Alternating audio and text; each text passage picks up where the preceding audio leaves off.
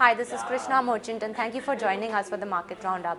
The Indian markets ended at a 28-month high on back of strong global cues and also expectations that the Reserve Bank of India may go ahead and cut interest rates further after inflation inched below 5% for the month of April.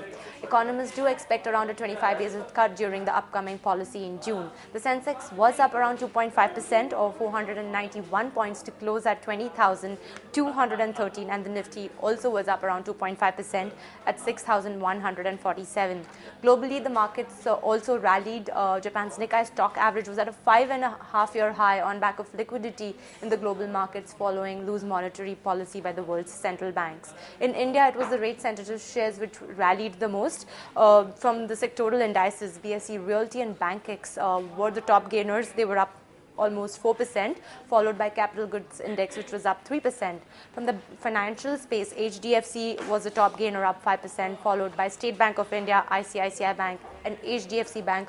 All of them were up almost 4% each. From the capital goods space, L&T rallied 4%. From the infra space, GMR Infra zoomed 7%, and even IRB Infra was up 6%.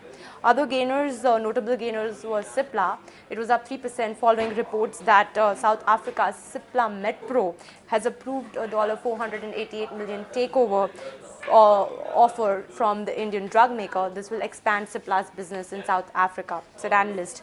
Amongst the losers was Amara Raja Batteries. The stock plunged 3% on back of disappointing March quarter results as margins were lower than expected. From the broader markets, mid-caps and small-caps indices also saw a 1% gain today.